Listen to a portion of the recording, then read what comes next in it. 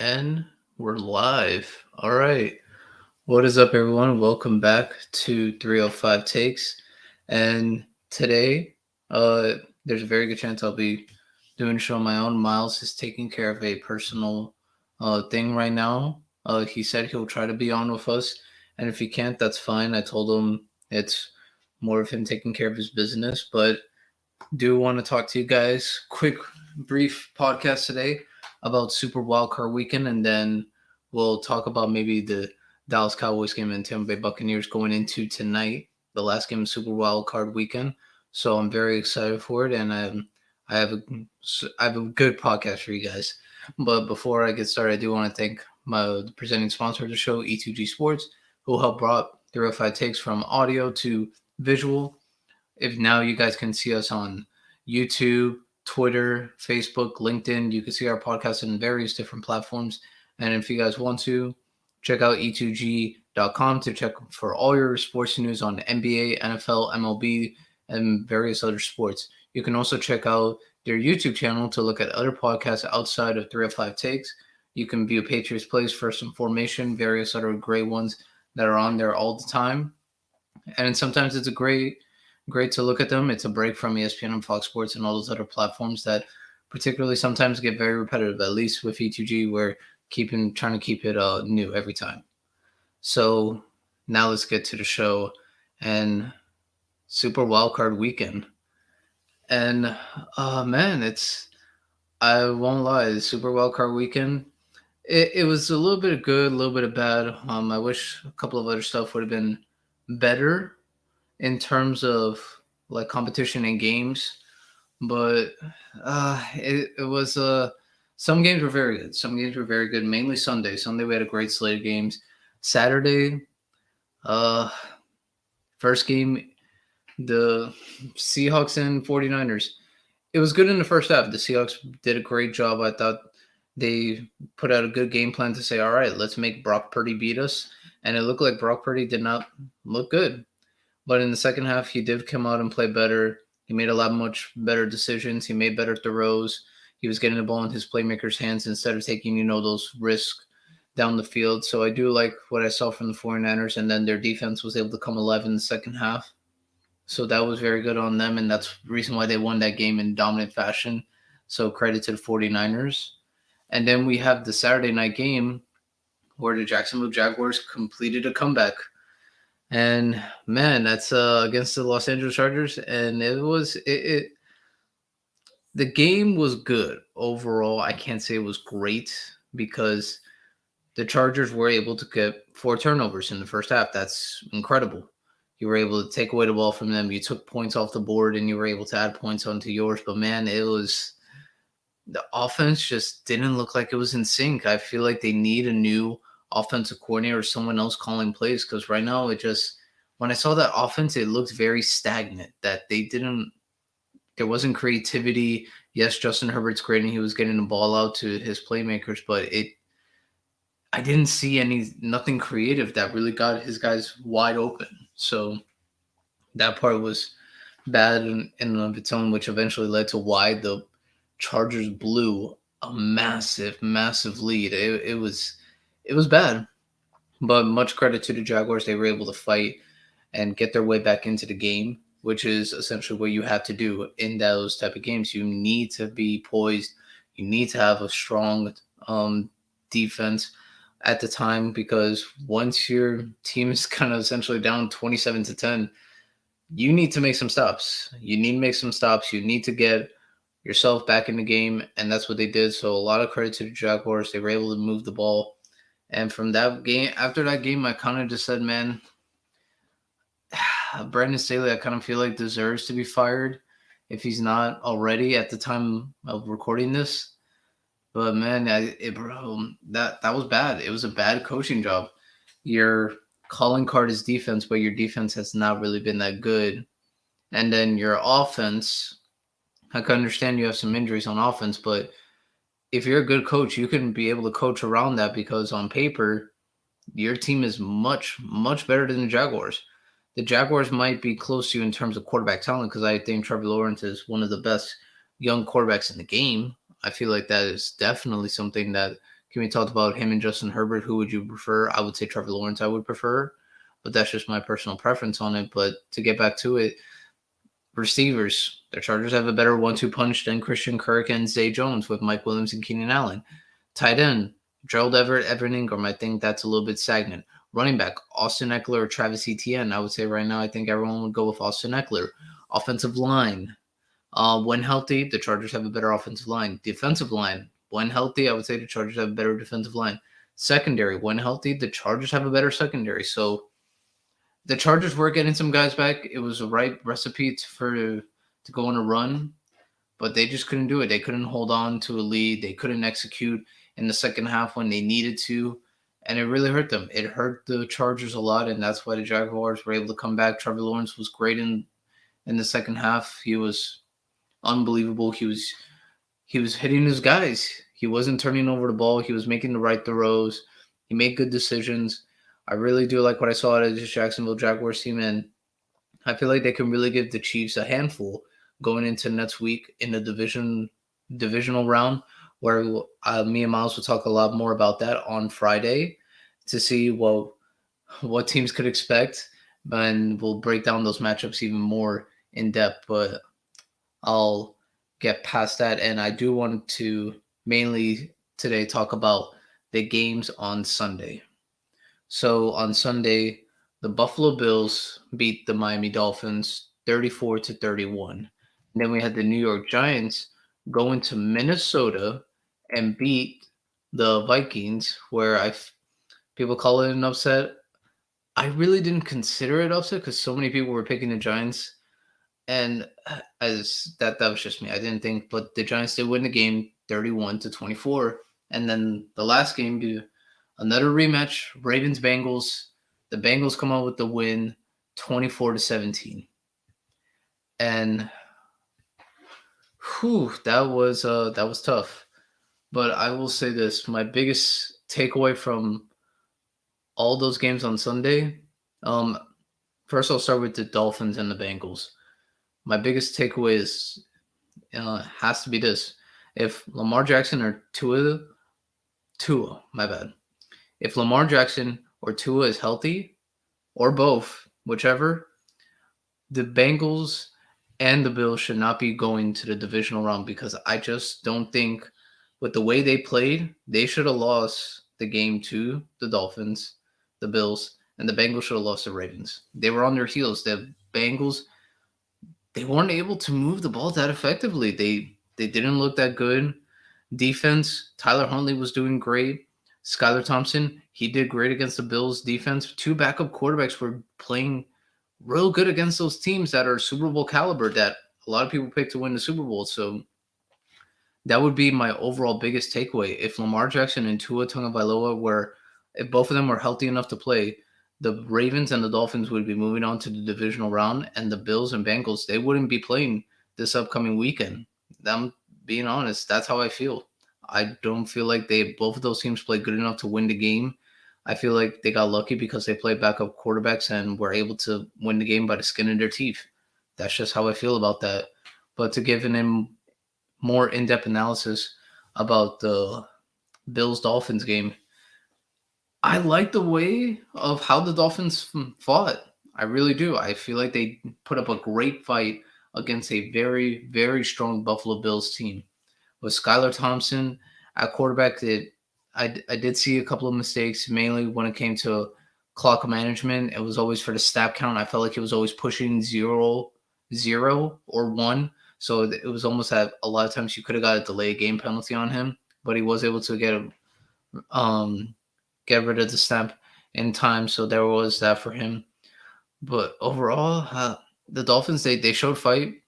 The defense showed up for the first time this year. They got a lot of takeaways. They were able to pick off Josh Allen a couple of times and then force a key fumble in the second half that gave them the lead. The only thing that hurt them was just those big plays the Bills did in the third quarter that essentially got the Bills back in the game and eventually were able to take the lead. But Miami was able to come back and score a touchdown. So I do think that Miami has the weapons and the team to really compete. They do. I just feel like they need a better defensive coordinator, because to have all those names on defense and to be that good on defense for the past 2 years, and your defense did a complete 180. I believe that is much more to the defensive coordinator than anything. So I would like to see the Dolphins get a new defensive coordinator. And then on offense, I feel like it hurt the Dolphins that Jalen Waddle was banged up. He was banged up the whole game. You could see it. I just feel like that really hurt them. It really hurt their game plan. They really couldn't get much going on there. So it sucks for him because he did have a couple of drops, but Tyreek Hill also had a drop early in the game that would have helped the Dolphins at least drive the ball and maybe get a field goal. That those definitely could have helped. Yeah, I would say for the Dolphins, from starting off slow, down 17-0 to lose the game and essentially have the lead at some point during the game, and then losing 34 to 31 in a very close game where I even thought Skylar Thompson had the ability to take him down the field and at least get a field goal to tie it and go to overtime. Because I felt if the game goes to overtime, I feel like Miami has a really good chance of winning. Really good chance. But overall, I would say the Dolphins put up a good fight, and if I'm the Dolphins front office today, unless I know I could get my hands on Lamar Jackson, I would probably stick with Tua quarterback because it was the difference in the game, the quarterback play. Skylar Thompson didn't make that many mistakes, but he did make some. But compared to Josh Allen, he was almost perfect. I mean, he didn't throw or cause as many turnovers as Josh Allen. So it was definitely tough, but overall good game from the Dolphins. They were able to, you know, be good on defense and offense essentially on the same day, which is good for them. I feel like they really needed that in order to get there. It just sucks that they lost and now they're out of the playoffs. I know it kind of hurts Myles. Maybe that's his team. But man, for a team that everyone kind of doubted and expected essentially a 2-point touchdown favorite, for them to only lose by 3 and give Buffalo a real good fight and almost put a big scare on everyone saying, hey, the Bills they might lose this game. I feel like that was very good by the Dolphins. I do credit the Dolphins on that. That was a very, very good game from them overall. And now to go to the Bengals Ravens. I'll be honest, I have to say the exact same thing. The Bengals, I don't like what I saw. I really don't. I don't like what I saw. The offense, it was able to move the ball, but it kept getting those unnecessary 3-and-outs at the time. They went in the halftime down 10-9, one mainly because of a forced fumble that helped the Ravens go down and score. That kind of took some momentum out of them. And then the second half, you come out, you get the touchdown, you get the 2 points. That's great. That's what you need to keep rolling. But after that, they didn't do anything. They didn't do anything. I expected more out of the Bengals. I really thought they were going to hammer home on the passing attack. They tried to, but when you see those injuries that happen now with that offensive line of the Bengals, you're starting to see kind of the same problems that last year that they had in their playoff run, which was the protection of Joe Burrow. If they are not able to protect Joe Burrow, there's a very good chance the Bengals do not win this game. Man, it's going to be tough for them now that they play Buffalo in the divisional round. So I don't see that much going on for them in that, but I will give more of an in-depth analysis. And obviously we have to see once the injury report, who's able to play, who looks like they're not going to be able to play, and so on from that point. But for the Bengals, at least if you're going to have one bad game in the playoffs, you rather have it in the wild card round because you definitely do not want to have that game in the divisional, the conference round, or the Super Bowl. So it could be a silver lining for them and vice versa with Buffalo. Now for the Ravens part of it, man, it sucks. It really does suck. I do feel like if Lamar was out there, the Ravens win the game, but Lamar had to be healthy. Clearly from what Lamar has put out on social media, his knee is not good. So do I feel like if Lamar with a banged up knee would have helped him win? No. I feel like a healthy Lamar would have, but that happens. You have to play with the cards you're dealt with. And for the Ravens part, I really do think they could have. What really hurt him was mainly that fumble at the 1 yard line that essentially Hubbard for the Bengals took back for a 98-yard touchdown that essentially won the Bengals the game because Tyler Huntley played well. J.K. Dobbins ran the ball well. Gus Edwards, I felt like had a solid game. Mark Andrews, he made some plays. And the defense for the Ravens was great. They I didn't see nothing wrong. They made the tackles in open space. They forced a turnover. They were getting to Joe Burrow. They were getting quick 3-and-outs, and they were giving their offense many opportunities to win. So I can't say nothing wrong about the defense. It was mainly just the offense. And Tyler Huntley is good, but there's a reason why he's a backup, and there's a big gap between him and Lamar. It it, it just sucks for the Ravens because man, they could have won this game by a lot if Lamar was playing. If Lamar played, I feel like probably the Ravens would have won by 10 points. I do believe that. I know it's hard to say with teams matching up for the third time in a year where you feel like the game can be close, but with the way it was just going, I really, really liked the Ravens. If they had Lamar, that would have been such a good game for them to would have had, and they would have momentum going into Kansas City right now. And man, that would have no, yeah, yes, because they are a wild card. They are a wild card. So yeah, the Ravens would have had momentum going into Kansas City, and they probably could have been playing the Chiefs this weekend instead of the Jaguars. Oh man, that you want to talk about a game and a play that was determined by one play? That was it. That Hubbard return for a touchdown. That was bad. It wasn't the best for the Ravens, but it was great for the Bengals. They were able to cause a turnover at the right time and got the best results they can out of it. They got a touchdown and they didn't bend or break. And man, for the Bengals defense, I have to say overall it was a solid game considering how long your defense was on the field to only allow that many points and to have it come down to a Hail Mary. I think that's very good for the defense. The defense for the Ravens played well for the Bengals, did a good job. Even though Tyler Huntley is back up and did score and move the ball down the field, it was a bend don't break defense. So much credit to the Bengals defense on that part. But man, it just hurts to say that knowing that two unhealthy quarterbacks were the big difference in terms of the winner and loser of this game. It does suck. It sucks because man, I really do feel like the Dolphins and Ravens should have been moving on to the game. But that happens in the NFL. Injuries happen, players can't play, and you have to play with the cards you're dealt with. We've seen that way too many times. We've seen a lot of good teams go down because of it. And I can't be too mad about that. But now let's get back to the final game of wild card weekend so far. And that was the Giants Vikings.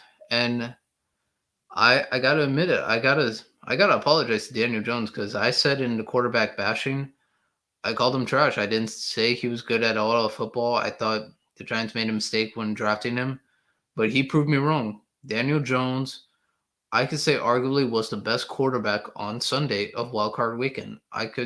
He was the best. He had over 300 yards passing, had over 70 yards rushing, 2 touchdowns, no turnovers, and went into Minnesota and beat the 3 seed. He was unbelievable. And for all the first downs he got with his legs, he made the right throws. I didn't feel like he made any bad decisions in terms of where he wanted to place the football. He he was great. I got to give it to Daniel Jones. He was great, and it showed at the whole game because the Giants were moving the ball on the Vikings. Albeit the Vikings defense is not great, but still, you still have to score points in the Giants offense. They weren't that good coming into the year, but they looked great. Saquon Barkley looked real good. Isaiah Hodgins, who's come out of nowhere for the Giants, has looked really good. Richie James is still there, and then the ghost of Kenny Galladay bringing out a key block for Saquon to get a first down. That's there too. And even Matt Breida. Matt Breida made a couple of plays, especially on that big 3rd-and-1 or 4th-and-1 to get them the first down. That was huge. And I think it even helps the Giants more knowing that they have a two-headed monster at running back with Saquon Barkley and Matt Breida.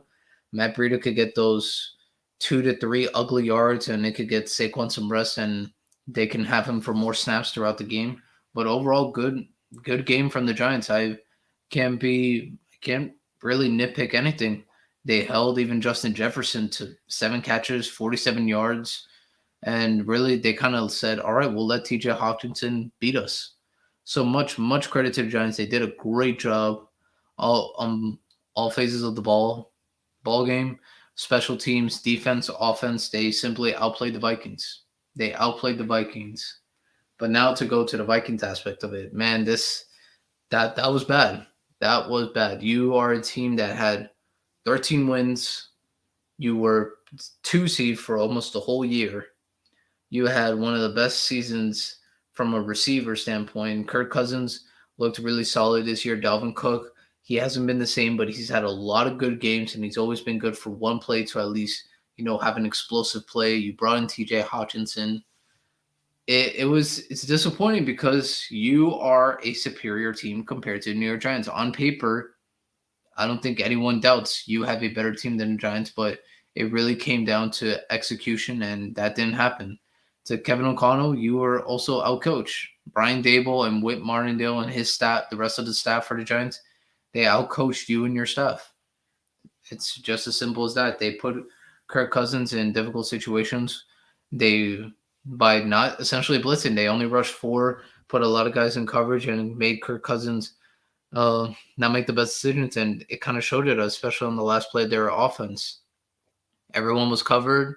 He saw Dexter Lawrence coming right at him, and he just threw the ball to the check down TJ Hawkinson, who got tackled way behind the sticks. Well, before the sticks for the first down, and yeah, they lost the game. Lost the game. I and I also feel like what really hurt the Vikings was that in one drive of the game, the Giants had the ball for almost 11 minutes. That was to me, one of the biggest factors of the game because that's essentially who knows how much time the Vikings offense did not get on that field and a time that they could have used to get Jefferson the ball or maybe run more plays for Dalvin Cook, etc. for anyone. So I really feel like that was such a big factor that uh, that really took the game. I feel like that Giants drive, they only came on a field goal at that time, but still to have a almost 11-minute drive in the playoffs, that is huge, especially when you're facing a team that's very offense reliant because their defense is simply not great. And they do have to go in the offseason to fix that defense. That defense for the Vikings is simply not good. They have names on it, but the scheme they're running out there, it's just not good. It's not good. They can't stop the pass. Running the ball, I don't think teams want to run the ball against them mainly because the passing game works so well. And then if you have a mobile quarterback, we saw how Daniel Jones was able to exploit them. I feel like teams now are going to try to do that. And we kind of all thought the Vikings were not as good as their record says they were. But it happened. So much credit to the Giants. Vikings, you should be ashamed because you are the better team. Better teams are supposed to win these games, and you didn't. If you would have won this game, I would have given you a real good shot to probably beat the 49ers because I feel like your weapons can really outmatch their secondary for the 49ers because we saw what DK Metcalf and Tyler Lockett were able to do to them. Now imagine once you bring Justin Jefferson, KJ Osborne, Adam Thielen, TJ Hawkinson, Dalvin Cook, you would actually be able to make the game real competitive against them. But that happens. Happens all the time in sports. Can't hide from it. All right, guys. And now to the last topic of the day. Cowboys Buccaneers preview. I'm going to be honest here. Going into this game, I think there's going to be a lot of people watching it. You probably have the most loved and hated player of all time in the NFL, Tom Brady, and the most loved and hated team in all of football with the Dallas Cowboys. So I expect a lot of people to be watching this game. In terms of gameplay standpoint, I know a lot of people are picking the Bucs right now, but man, I don't know. After the Cowboys' performance against the Commanders, where they played so bad, I feel like they're going to come out and try to play as hard as they possibly can to show that that game against the Commanders is a fluke, that's not going to happen again, especially during now in the playoffs. So I do feel like the Cowboys are going to come out with a little bit more energy than the Buccaneers and try to prove themselves. Could that make them a little bit antsy and force them to cause mistakes? It absolutely can. They absolutely can make mistakes because they are prone to making those mistakes. So I do see that that could happen in the game. But to go from the Cowboys standpoint, I feel like tonight you can't get too ahead of yourself if you're the Dallas Cowboys. Try to run the ball with Zeke and Tony Pollard or mix some play action in there to get CeeDee Lamb, Michael Gallup, Dalton Schultz open. I feel like that can definitely help you. Uh, I understand you want to get that going in terms of throwing the ball, but it's not going to work if you're just running the same plays over and over. Like, don't on the first play, don't do a simple 2 yard run up the middle with Zeke, which is almost the first play of every game for Dallas. Like, mix it up. Throw like a bomb pass, like a lob, all the way down the field to Michael Gallup. I don't think the Buccaneers are expecting that. You do have to take advantage because the Buccaneers are just simply not a good team. They're not. And Dallas, you are the better team. You should win this game. This isn't anything against Tampa, but you have Michael Parsons. You have a real good defense that's kind of now being exploited, but also you have a good offense. I love Tony Pollard with the mix of CeeDee Lamb, Dalton Schultz, Michael Gallup. I feel like that's a good offense, and Dak can put up some numbers and make those throws. So I definitely feel like that can happen for the Cowboys. They just need to make sure that happens. And then on the defensive side, that defensive line has to show up. They need to show up. They need to get to Tom Brady. They need to force him to make uncomfortable throws or make him uncomfortable in the pocket and try to get him to get rid of the ball early and have him be frustrated. If they can cause that, I feel like the Dallas Cowboys have a great chance of winning this game. And now to the Buccaneers side. I feel like what really helps the Bucks in this is the experience. They have a lot of players on that on that team, both on offense and defense, that went on that Super Bowl run back during their COVID season and were able to win the Super Bowl that year. I feel like that helps. They know what it's like to play in these games. They know what's expected. They know how to prepare for them. So I feel like that definitely is an advantage for them because they know how to win in the playoffs. But what's also a disadvantage for them is that they have not been that team ever since that Super Bowl. The defense has not looked the same. The offense looked good last year, but it's been horrible this year. Tom Brady and Mike Evans, they really haven't had that great of a connection this year. It seems like most of the time Brady just wants to throw to Chris Godwin. Could that be because of the offensive line being banged up? That very much could be, but no, that happens in the NFL. You need to deal with it. Like I've said multiple times, injuries happen in the NFL, and it's up to the quarterback on how to deal with them. And right now, it looks like this year Tom Brady's just not dealt with them good. And for the Buccaneers to even win this game, if they could go into the fourth quarter with this game being a one-possession game, I feel like the Buccaneers will definitely win this game. Just for the simple fact we've seen it all year. If the game is close going into the fourth quarter, Tom Brady and this offense will cause some problems for a bunch of teams because they go in that 2-minute drill, no huddle. They're pushing the ball down the field, not letting the defense that they're playing against make substitutions. I feel like that's a great strategy for them to have. And if they could do that, they can definitely go far in this game and actually score quite a bit of points. But I do have to see that more consistently because the Bucs offense this year, they've just been bad. They've been bad for a long time, and I expect them to kind of like be bad. But that's going to happen. And then on the defensive side, to me, I feel the best way to win this game, let Dallas pass the ball and just try to stay away from the running game. Because Dak Prescott has been prone this year to throw a lot of picks.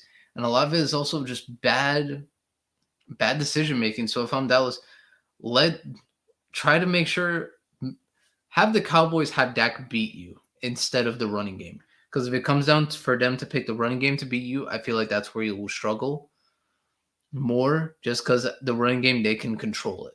Whereas the passing game, they really can't because Dak is going to make some picks. Well, he's going to throw some picks. Dak is not the best decision maker at quarterback. We've seen it this year. It just hasn't worked out for him this year. And we saw after the Commanders game, he made a lot of bad decisions. If you can force that from Dak and say, hey, we want you to beat us and no one else, I feel like Dak is definitely going to throw multiple passes that could be picked off or at least be caught by receivers and you could cause a fumble. So I definitely feel like that can happen for the Bucs.